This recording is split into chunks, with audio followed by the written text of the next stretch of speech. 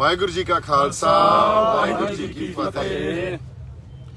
बड़े ही एक positive note ते आपां ये गल्लां करनियां क्योंकि परसों जिहड़ी अपनी टॉक हुई सी उस टॉक च किसान जथेबंदियां दी लीडरशिप नूं आपां एक बेनती कीती सी ते उन्हां नूं यही बेनती कीती सी भी आपां इकट्ठे होईए, एक टीम वर्क बना के चलीए ते साडे कुछ आइडियाज़ आ उन्हां आइडियाज़ नूं तुसीं कंसीडर करो, साडी रिप्रजेंटेशन नूं कंसीडर करो ते उहदे ते जिहड़ा जवाब आया भी दीप सिद्धू या असीं सारे उन्हां दीयां मिन्नतां तरले कर रहे हैं। सो ये बड़ी सुखावी गल या एक चंगी गल नहीं हुंदी। इस करके नहीं हुंदी असीं एक संघर्ष च बैठे हाँ, उस संघर्ष च जिस भावना चों ये गल असीं कही सी, जिस भावना चों ये गल कही सी, वो भावना सी लोक हित दी, संघर्ष दे हित दी या एक टीम वर्क दी ते एका बना के रखण दी।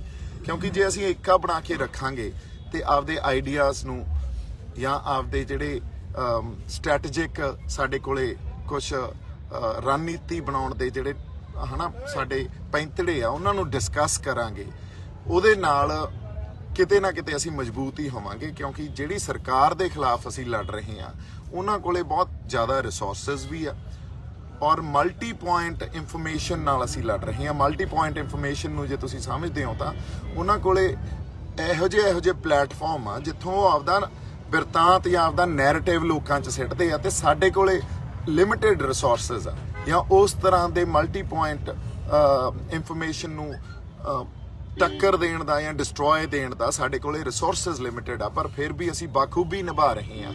सो जो कि साडे संघर्षी बंदियां दी या आपां कह लईए ਜਿਹੜੀਆਂ रूहां ਜਿਹੜੀਆਂ जथेबंदियां इस संघर्ष च शमूलीयत कर रही उन्हां दी बहुत वड्डी ये देन आ या उन्हां दी एक बहुत वड्डा योगदान आ ये। पर आपां असल गल ते आउणे आ। असल गल ये आ भी परसों आपां ये गल कीती सी भी इस संघर्ष दा जिहड़ा मूल खांसा पहलां तां उहनूं समझ लईए।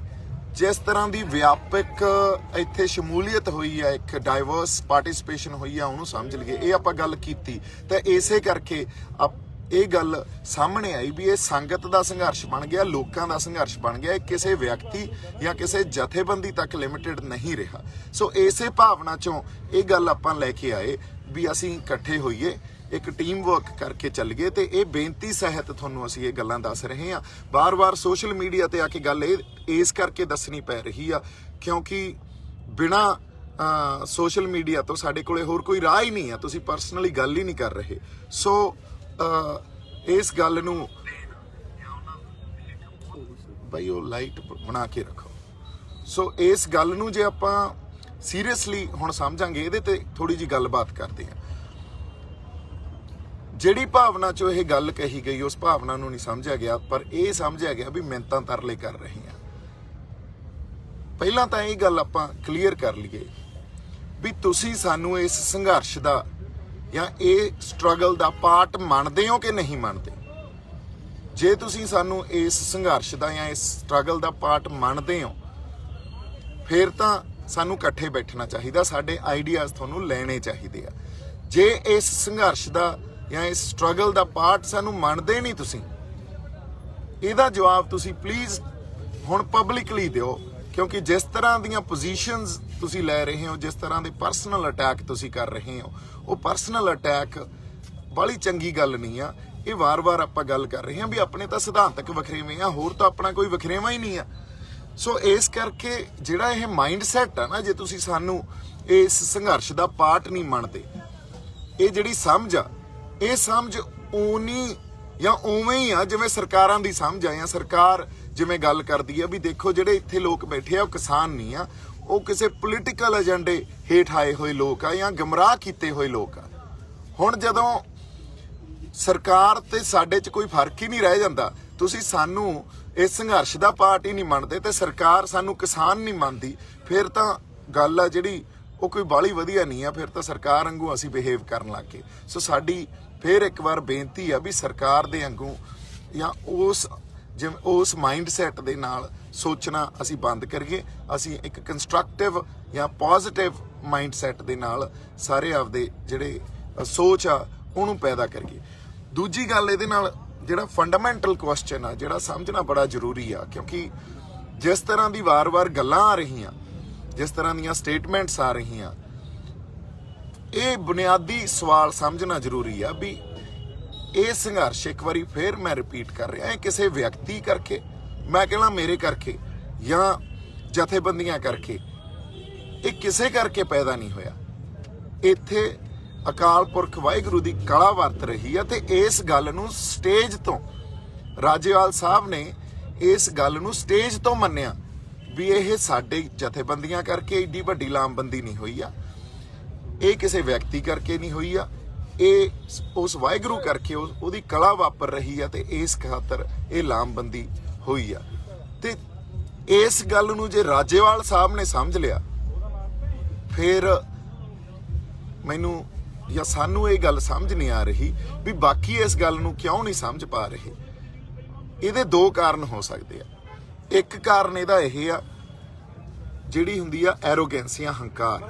ਜਦੋਂ ਸਾਡੇ 'ਚ ਹੰਕਾਰ ਜਾਂ ਐਰੋਗੈਂਸ ਹੋਵੇ ਨਾ, ਉਦੋਂ ਇਸ ਗੱਲ ਨੂੰ ਸਮਝਣਾ ਬੜਾ ਔਖਾ ਵੀ ਇਹ ਅਕਾਲ ਪੁਰਖ ਵਾਹਿਗੁਰੂ ਦੀ ਕਲਾ ਵਾਪਰ ਰਹੀ ਆ। ਉਦੋਂ ਐਂ ਲੱਗਦਾ ਹੁੰਦਾ ਵੀ ਸਾਡੀਆਂ ਪੋਜੀਸ਼ਨਾਂ ਜਾਂ ਅਸੀਂ ਇੰਨੇ ਜ਼ਿਆਦਾ ਸਟਰੋਂਗ ਆ ਤੇ ਇਸ ਖਾਤਰ ਜਾਂ ਸਾਡੇ ਕਾਲ ਤੇ ਜਾਂ ਅਸੀਂ ਬੁਲਾਇਆ ਤਾਂ ਲੋਕ ਆ ਗਏ, ਲੋਕਾਂ ਨੂੰ ਅਸੀਂ ਜਗਾਤਾ, ਫਿਰ ਉਦੋਂ ਮੈਂ ਆ ਜਾਂਦੀ ਆ ਵਿੱਚ।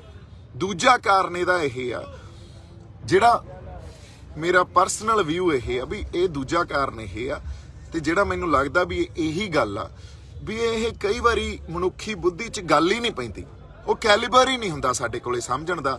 ਇੱਕ ਡਿਵਾਈਨ ਇੰਟਰਵੈਂਸ਼ਨ ਨੂੰ ਜਾਂ ਅਕਾਲ ਪੁਰਖ ਵਾਹਿਗੁਰੂ ਦੀ ਕਲਾ ਨੂੰ ਸਮਝਣ ਦਾ ਕਈ ਵਾਰੀ ਸਾਡੇ 'ਚ ਕੈਲੀਬਰ ਹੀ ਨਹੀਂ ਹੁੰਦਾ। ਸਾਨੂੰ ਇਸ ਗੱਲ ਦੀ ਸਮਝ ਹੀ ਨਹੀਂ ਹੁੰਦੀ ਵੀ ਕਿਉਂ ਐਡਾ ਵੱਡਾ ਵਰਤਾਰਾ ਵਾਪਰ ਗਿਆ, ਕਿਸ ਤਰ੍ਹਾਂ ਅਸੀਂ ਜਿਵੇਂ ਜਾਬਤੇ 'ਚ ਬੈਠੇ ਆ, ਅਨੁਸ਼ਾਸਨ 'ਚ ਬੈਠੇ ਆ। ਤੁਸੀਂ ਇੱਕ ਗੱਲ ਮੈਨੂੰ, ਅਸੀਂ ਜੇ ਆਪਾਂ ਆਪਸ 'ਚ ਵੀ ਗੱਲ ਕਰਦੇ ਰਹਿੰਦੇ ਆ ਵੀ ਐਡਾ ਵੱਡਾ ਜਾਬਤਾ ਕਿਸੇ ਡਿਵਾਈਨ ਇੰਟਰਵੈਂਸ਼ਨ ਤੋਂ ਬਿਨਾਂ, ਅਕਾਲ ਪੁਰਖ ਵਾਹਿਗੁਰੂ ਦੀ ਕਲਾ ਤੋਂ ਬਿਨਾਂ ਰਹਿ ਸਕਦਾ? ਬਿਲਕੁਲ ਨਹੀਂ। ਪੰਜਾਬੀ ਤਾਂ ਦੂਜੇ ਦਿਨ ਲੜ ਪੈਂਦੇ ਆ, ਅੱਜ ਤੱਕ ਪਤਾ ਨਹੀਂ ਕਿੰਨੇ ਸਿਰ ਪਾੜੇ ਹੋਣੇ ਸੀ ਇੱਕ ਦੂਜਿਆਂ ਦੇ। ਸੋ ਐਡਾ ਵੱਡਾ ਜਾਬਤਾ, ਐਡੀ ਵੱਡੀ ਜਿਹੜੀ ਲਾਮਬੰਦੀ, ਔਰ ਜਿਸ ਤਰ੍ਹਾਂ ਚੜ੍ਹਦੀ ਕਲਾ, ਜਿਸ ਤਰ੍ਹਾਂ ਜੋ ਜਜ਼ਬਾ ਦਿਖਾਇਆ ਜਾ ਰਿਹਾ, ਇਹ ਉਸ ਡਿਵਾਈਨ ਇੰਟਰਵੈਂਸ਼ਨ ਤੋਂ ਬਿਨਾਂ ਨਹੀਂ ਹੋ ਸਕਦਾ ਸੀ। ਸੋ ਇਸ ਗੱਲ ਨੂੰ ਜੇ ਅਸੀਂ ਸਮਝ ਲਾਂਗੇ ਤੇ ਜਿੰਨਾ ਜਲਦੀ ਸਮਝ ਲਾਂਗੇ, ਮੇਰੇ ਖਿਆਲ 'ਚ ਸਾਡੇ ਜਿਹੜੇ ਸੰਘਰਸ਼ ਦੇ ਨਤੀਜੇ ਆ ਉਹ ਬੜੇ ਸੁਖਾਵੇਂ ਨਿਕਲਣਗੇ। ਕਿਉਂਕਿ ਹੁਣ ਇਸ ਸੰਘਰਸ਼ ਨੂੰ ਜੇ ਅਸੀਂ ਕਹੀਏ ਕੋਈ ਜਥੇਬੰਦੀ ਜਾਂ ਕੋਈ ਵਿਅਕਤੀ ਇਸ ਸੰਘਰਸ਼ ਨੂੰ ਕੋਈ ਠੇਸ ਜਾਂ ਕੋਈ ਨੁਕਸਾਨ ਪਹੁੰਚਾ ਸਕਦਾ, ਉਹ ਤਾਂ ਨਹੀਂ ਹੋ ਸਕਦਾ। ਕਿਉਂਕਿ ਸੰਗਤ ਰੂਪੀ ਫੈਸਲੇ ਲਏ ਜਾਂਦੇ ਆ, ਔਰ ਸੰਗਤ ਫੈਸਲੇ ਲੈਂਦੀ ਆ ਤੇ ਉਹਨਾਂ ਨੂੰ ਇੰਪਲੀਮੈਂਟ ਕਰਦੀ ਆ। ਠੀਕ ਆ, ਅਸੀਂ ਇਹ ਮੰਨਦੇ ਆ ਵੀ ਕਿਸਾਨ ਜਥੇਬੰਦੀਆਂ ਅਗਵਾਈ ਕਰ ਰਹੀਆਂ, ਤੇ ਇਸੇ ਗੱਲ ਖਾਤਰ ਅਸੀਂ ਵੀ ਮੰਨਦੇ ਆ ਵੀ ਕਿਸਾਨ ਜਥੇਬੰਦੀਆਂ ਨੇ ਵੀ ਆਪਦਾ ਰੋਲ ਨਿਭਾਇਆ, ਉਹਨਾਂ ਕੋਲੇ ਤਜਰਬਾ ਵੀ ਆ, ਤੇ ਅਸੀਂ ਇਸ ਗੱਲ ਲਈ ਉਹਨਾਂ ਦਾ ਸਤਿਕਾਰ ਵੀ ਕਰਦੇ ਆ। ਪਰ ਕਈ ਵਾਰੀ ਪੁਰਾਣੇ ਤਜਰਬਿਆਂ ਤੋਂ ਵੀ ਗਾਂਹ ਦੀਆਂ ਗੱਲਾਂ ਹੋ ਜਾਂਦੀਆਂ। ਪੁਰਾਣੇ ਤਜਰਬਿਆਂ ਤੋਂ ਕਈ ਵਾਰੀ ਸਾਨੂੰ ਥੋੜਾ ਬਹੁਤ ਅੱਗੇ ਸੋਚਣਾ ਪੈਂਦਾ, ਹੱਲ ਪਏ ਹੁੰਦੇ ਆ। ਕਈ ਵਾਰੀ ਇੱਕ ਪਾਸੇ ਜਿਵੇਂ ਆਪਾਂ ਦੇਖਦੇ ਆ, ਦੂਜੇ ਪਾਸੇ ਹੱਲ ਪਿਆ ਹੁੰਦਾ। ਬਿਲਕੁਲ। ਸੋ ਸਾਨੂੰ ਆਪਦੇ ਆਪ ਨੂੰ ਜੇ ਅਸੀਂ ਪੂਰਾ ਪੋਜ਼ਿਟਿਵਿਟੀ ਨਾਲ ਜਾਂ ਪੋਜ਼ਿਟਿਵ ਢੰਗ ਨਾਲ ਜਾਂ ਖੋਲ ਕੇ ਆਪਦੇ ਦਿਮਾਗ ਨੂੰ ਰੱਖਾਂਗੇ, ਤੇ ਐਕਸੈਪਟੇਬਿਲਿਟੀ ਜਿਹਨੂੰ ਕਹਿੰਦੇ ਆ, ਐਕਸੈਪਟੇਬਿਲਿਟੀ ਨੂੰ ਕੀ ਕਹਿੰਦੇ ਆ ਪੰਜਾਬੀ 'ਚ, ਵੀ ਤੁਸੀਂ ਪ੍ਰਵਾਨ ਕਰੋਗੇ ਇਹਨਾਂ ਗੱਲਾਂ ਨੂੰ ਜਾਂ ਸਮਝੋਗੇ ਇਹਨਾਂ ਗੱਲਾਂ ਨੂੰ, ਤਾਂ ਮੇਰੇ ਖਿਆਲ 'ਚ ਸਾਨੂੰ ਹੱਲ ਮਿਲ ਜਾਣਗੇ। ਹੱਲ ਹੈਗੇ ਆ। ਅਸੀਂ ਆਪਸ 'ਚ ਰੋਜ਼ ਇਹੀ ਡਿਸਕਸ਼ਨ ਕਰਦੇ ਰਹਿੰਦੇ ਆ, ਸੰਗਤ 'ਚ ਜਾ ਕੇ ਇਹ ਡਿਸਕਸ਼ਨ ਕਰਦੇ ਰਹਿੰਦੇ ਆ। ਸੰਗਤ ਨੇ ਬੜੇ ਸੋਹਣੇ ਸਾਨੂੰ ਹੱਲ ਸੁਝਾਏ ਆ। ਇਨਫੈਕਟ ਲੋਕਾਂ ਨੇ ਹੱਲ ਸੁਝਾਏ, ਲੋਕਾਂ ਨੇ ਦੱਸਿਆ ਵੀ ਆਹ ਗੱਲਾਂ ਕਿਉਂ ਨਹੀਂ ਹੋ ਰਹੀਆਂ। 3 4 5 ਉਹਨਾਂ ਨੇ ਵੱਖਰੇ ਸਾਨੂੰ ਆਪਸ਼ਨਸ ਦਿੱਤੇ, ਇਹ ਲੋਕਾਂ 'ਚੋਂ ਮਿਲੇ ਆ। ਅਸੀਂ ਕੋਈ ਬਾਹਲੇ ਇੰਟੈਲੀਜੈਂਟ ਨਹੀਂ ਆ, ਅਸੀਂ ਕੋਈ ਵੱਖਰੇ ਨਹੀਂ ਪੈਦਾ ਹੋਏ, ਹਨਾ। ਜਦੋਂ ਸਾਡਾ ਲੋਕਾਂ ਨਾਲ ਕਨੈਕਟ ਹੋਊਗਾ, ਲੋਕ ਬਹੁਤ ਸੋਹਣੇ ਸੁਝਾਅ ਦੇ ਦੇਣਗੇ। ਤੇ ਜਦੋਂ ਡਾਇਸਪੋਰਾ ਜਾਂ ਜਿਹੜੇ ਸਾਡੇ ਬਾਹਰ ਬੰਦੇ ਬੈਠੇ ਆ, ਉੱਥੇ ਜਿਹੜੀ ਸੰਗਤ ਬੈਠੀ ਆ, ਉਹਨਾਂ ਦਾ ਧਿਆਨ ਜਾਂ ਉਹਨਾਂ ਦਾ ਇਸ ਟਾਈਮ, ਚਾਹੇ ਉਹ ਹੈ ਨਹੀਂ ਇਸ ਸੰਘਰਸ਼ 'ਚ, ਪਰ ਉਹ ਹੈ ਇਸ ਸੰਘਰਸ਼ 'ਚ ਹੀ, ਇਹ ਤਾਂ ਸਾਨੂੰ ਮੰਨਣਾ ਪਊ। ਹੁਣ ਉਹਨਾਂ ਨੇ ਬੜੇ ਸੋਹਣੇ ਸੁਝਾਅ ਭੇਜੇ ਆ।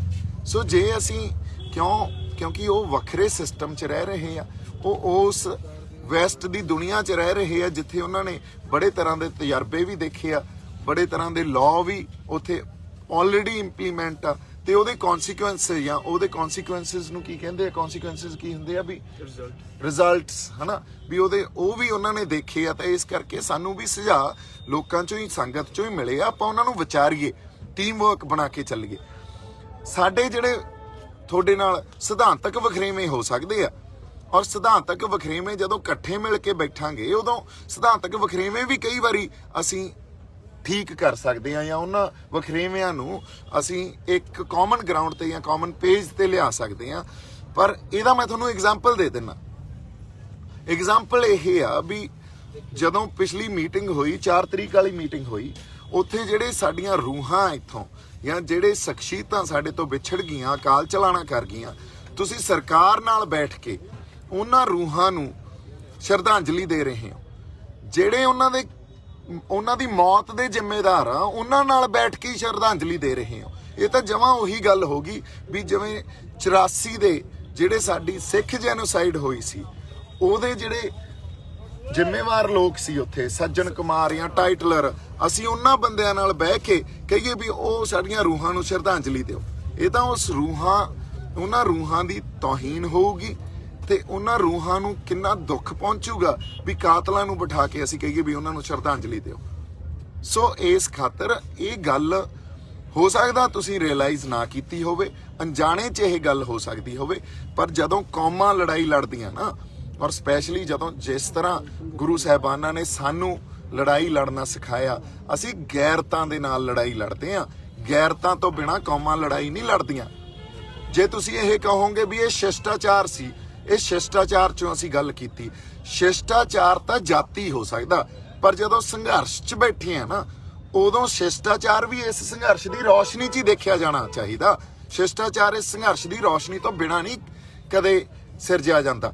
ਸੋ ਜਿਹੜੀ ਗੈਰਤ ਦੀ ਆਪਾਂ ਗੱਲ ਕਰ ਰਹੇ ਸੀ, ਜਦੋਂ ਕੌਮਾਂ ਲੜਾਈ ਲੜਦੀਆਂ, ਸਪੈਸ਼ਲੀ ਅਸੀਂ ਲੜਾਈ ਲੜਦੇ ਆ, ਜਾਂ ਸਾਡੇ ਰਹਿਬਰਾਂ ਨੇ, ਗੁਰੂਆਂ ਨੇ ਜਿਸ ਤਰ੍ਹਾਂ ਦੀਆਂ ਸਾਨੂੰ ਲੜਾਈਆਂ ਲੜਨੀਆਂ ਸਿਖਾਈਆਂ, ਉੱਥੇ ਗੈਰਤ ਤੋਂ ਬਿਨਾਂ ਅਸੀਂ ਲੜਾਈ ਨਹੀਂ ਲੜ ਸਕਦੇ। ਗੈਰਤ ਹੀ ਮਨੁੱਖੀ ਬੁੱਧੀ ਨੂੰ ਤੇ ਜਜ਼ਬੇ ਨੂੰ ਪ੍ਰਚੰਡ ਕਰਦੀ ਆ, ਤੇ ਜੇ ਗੈਰਤ ਨਾ ਹੋਵੇ ਫਿਰ ਉਹੀ ਬੁੱਧੀਆਂ ਤੇ ਜਜ਼ਬੇ ਨੂੰ ਖੁੰਡਾ ਕਰ ਦਿੰਦੀ ਆ। ਸੋ ਗੈਰਤਾਂ ਤੋਂ ਬਿਨਾਂ ਲੜਾਈਆਂ ਨਹੀਂ ਲੜੀਆਂ ਜਾ ਸਕਦੀਆਂ।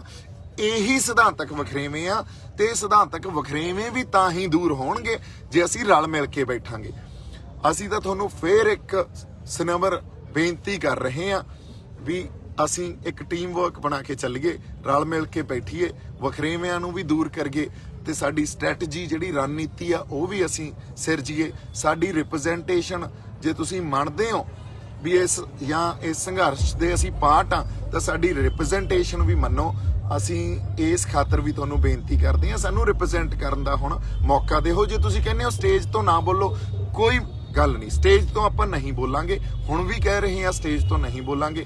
ਪਰ ਜੇ ਫੇਰ ਵੀ ਗੱਲ ਸਮਝ ਨਹੀਂ ਆਉਂਦੀ ਆ, ਮੈਂ ਤੁਹਾਨੂੰ ਜੇ ਸੱਚੀ ਗੱਲ ਮੇਰੇ ਤੋਂ ਪੁੱਛੋ, ਰੋਜ਼ ਇੰਨੀ ਸੰਗਤ ਆਉਂਦੀ ਆ ਔਰ ਉਹ ਕਹਿੰਦੀ ਆ ਬਾਈ ਜੀ ਤੁਸੀਂ ਸਟੇਜ ਵੱਖ ਲਾਓ, ਤੁਸੀਂ ਆਪਦੀ ਗੱਲ ਲਿਜਾਣੀ ਸ਼ੁਰੂ ਕਰੋ। ਅਸੀਂ ਉਹਨਾਂ ਨੂੰ ਕਹਿੰਦੇ ਆ ਨਹੀਂ ਜੀ ਇਹ ਗੱਲ ਨਹੀਂ ਕਰਨੀ, ਆਪਾਂ ਇੱਕ ਜਾਬਤਾ ਤੇ ਏਕਾ ਨਹੀਂ ਤੋੜਨਾ। ਫੇਰ ਉਹ ਕਹਿੰਦੇ ਆ ਵੀ ਤੁਸੀਂ ਐਂ ਕਰੋ, ਤੁਸੀਂ ਮੂਹਰੇ ਲੱਗੋ। ਆਪਾਂ ਇਹੋ ਜਿਹਾ ਕੁਛ ਨਹੀਂ ਕਰਨਾ। ਇੱਕ ਵਾਰੀ ਫੇਰ ਕੋਸ਼ਿਸ਼ ਇਹ ਆ ਵੀ ਅਸੀਂ ਇਕੱਠੇ ਬਹਿ ਕੇ ਇੱਕ ਟੀਮ ਵਰਕ ਬਣਾ ਕੇ ਚੱਲੀਏ, ਔਰ ਇੱਥੇ ਜਿਹੜੇ ਸਾਰੀ ਸਾਡੀ ਸੰਗਤ ਬੈਠੀ ਆ, ਇਹਨਾਂ ਦਾ ਵੀ ਇਹੀ ਵਿਚਾਰ ਆ ਵੀ ਇੱਕ ਟੀਮ ਵਰਕ ਬਣਾ ਕੇ ਚੱਲੀਏ। ਇੰਨੀਆਂ ਕੁ ਬੇਨਤੀਆਂ ਤੁਹਾਡੇ ਨਾਲ ਕਰਨੀਆਂ ਸੀ। ਪਰ ਜੇ ਬਾਈ ਚਾਂਸ ਇਹ ਟੀਮ ਵਰਕ ਨਹੀਂ ਪੈਦਾ ਹੁੰਦਾ ਹੁਣ ਤਾਂ, ਔਰ ਜੇ ਤੁਸੀਂ ਰਿਪਰੈਜ਼ੈਂਟੇਸ਼ਨ ਨਹੀਂ ਦਿੰਦੇ ਜਾਂ ਪੋਲੀਟੀਕਲ ਡਿਪਲੋਮੈਸੀ 'ਚ ਸਾਡੀ ਰਿਪਰੈਜ਼ੈਂਟੇਸ਼ਨ ਨਹੀਂ ਲੈਂਦੇ, ਫਿਰ ਕੋਈ ਨਾ ਕੋਈ ਤਾਂ ਹੱਲ ਆਪਾਂ ਨੂੰ ਇਸ ਡੈਡਲੌਕ ਨੂੰ ਤੋੜਨ ਖਾਤਰ, ਜਿਹੜਾ ਡੈਡਲੌਕ ਬਣ ਗਿਆ ਹੁਣ, ਉਹਨੂੰ ਤੋੜਨ ਖਾਤਰ ਤਾਂ ਕਰਨਾ ਪਊਗਾ ਨਾ। ਔਰ ਉਹ ਡੈਡਲੌਕ ਨੂੰ ਤੋੜਨ ਖਾਤਰ ਸੰਗਤ ਰੂਪੀ ਹੱਲ ਕਰਾਂਗੇ। ਹੱਲ ਹੈਗੇ ਆ, ਤੇ ਤੁਹਾਨੂੰ ਹੱਥ ਜੋੜ ਕੇ ਜਾਂ ਬਜ਼ੁਰਗਾਂ ਨੂੰ ਸਤਿਕਾਰ ਸਹਿਤ ਅਸੀਂ ਇਹ ਬੇਨਤੀ ਕਰਦੇ ਹਾਂ ਵੀ ਆਪਾਂ ਬੈਠੀਏ ਤੇ ਬੈਠ ਕੇ ਕੋਈ ਹੱਲ ਕੱਢੀਏ। ਜੇ ਤੁਸੀਂ ਸਰਕਾਰ ਨਾਲ, ਜਿਹੜੀ ਸਾਡੀ ਦੁਸ਼ਮਣ ਆ, ਉਹਨਾਂ ਨਾਲ ਬੈਠ ਕੇ 7-8 ਮੀਟਿੰਗਾਂ ਕਰ ਸਕਦੇ ਹੋ, ਤੇ ਸਾਡਾ ਤਾਂ ਕੁਝ ਨਹੀਂ ਵੰਡਿਆ ਹਨਾ। ਸੋ ਫਿਰ ਆਪਾਂ ਤਾਂ ਇੱਕ ਪਾਸੇ ਸੰਘਰਸ਼ ਲੜ ਰਹੇ ਹਾਂ, ਮਕਸਦ ਇੱਕ ਆ, ਤੇ ਫਿਰ ਸਾਡੇ ਨਾਲ ਮੀਟਿੰਗ ਕਰਨ 'ਚ ਤੁਹਾਡਾ ਮੇਰੇ ਖਿਆਲ 'ਚ ਕੁਛ ਘਟਣਾ ਨਹੀਂ। ਅਸੀਂ ਸਤਿਕਾਰ ਤੇ ਮਾਣ ਹੀ ਦੇਵਾਂਗੇ, ਬਹੁਤ ਸਾਰਾ ਪਿਆਰ ਸਤਿਕਾਰ। ਜਿਉਂਦੇ ਵਸਦੇ ਰਹੋ। ਸਤਿ ਸ਼੍ਰੀ ਅਕਾਲ ਜੀ। ਵਾਹਿਗੁਰੂ ਜੀ ਕਾ ਖਾਲਸਾ, ਵਾਹਿਗੁਰੂ ਜੀ ਕੀ ਫਤਿਹ।